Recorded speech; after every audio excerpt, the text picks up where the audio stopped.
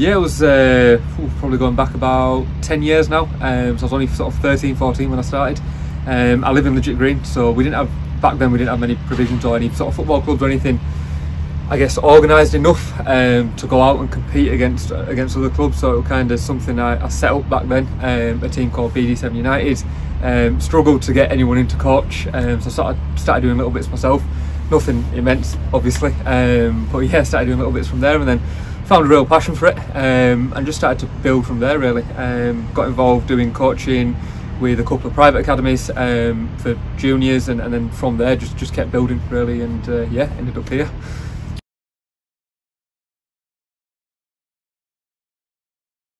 So I think the biggest thing, or the biggest enjoyment out of coaching is, it's kind of, I guess, obviously it's the next best thing to playing. So the more time you spend on the grass, the better, in my opinion, sort of thing. You know, so if you're playing, great, love it, but you can't play 24/7. So I guess the next best thing to it is coaching. So yeah, the longer I spend out there, the more I enjoy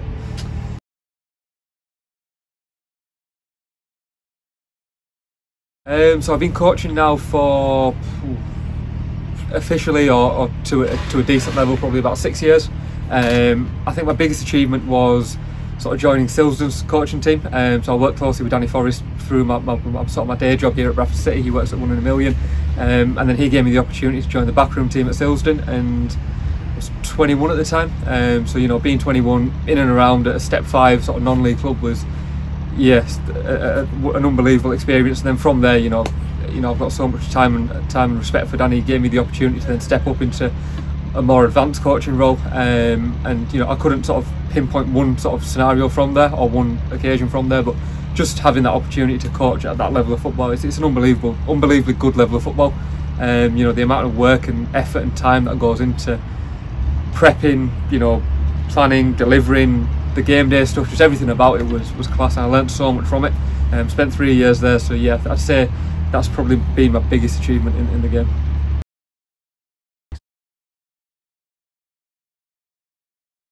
I'd say my best memory of coaching over them last sort of 6-7 years of doing it, I'd probably go back to Silsden and say that it was just maybe that first game where I got that opportunity to be more of a first team coach. And initially I went in and I was sort of more backroom and maybe a bit of analysis and stuff, and then I got the opportunity to step into the first team coaching role, and I'll never forget sort of my first game with that. You know, I think we played down at Thackley and we drew 2-2, but just the buzz of being on the sideline, having more input, yeah, that will stick with me forever, to be fair.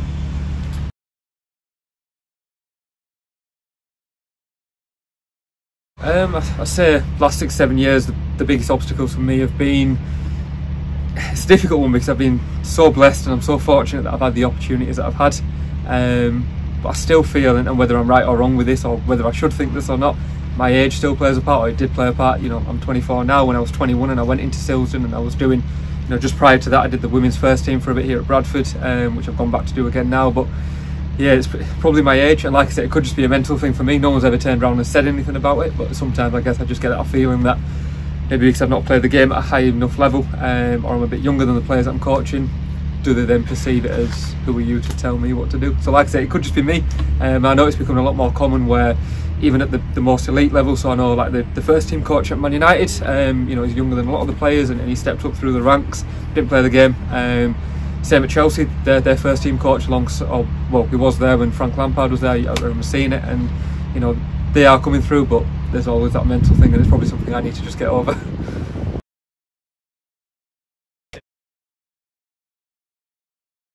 Difficult one.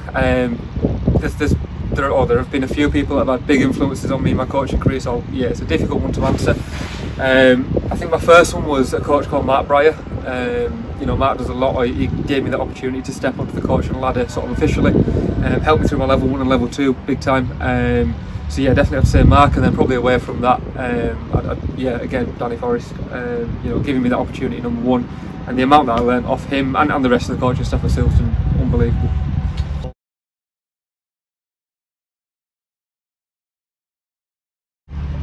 The message, if anyone's out there playing, not playing, just whatever you're doing, if you've got a genuine passion for the game, get out there, get on the grass, and just go and coach. Whether it's grassroots, it's you know, dedicated session on a morning, whatever it may be. Just get yourself out there, get coaching.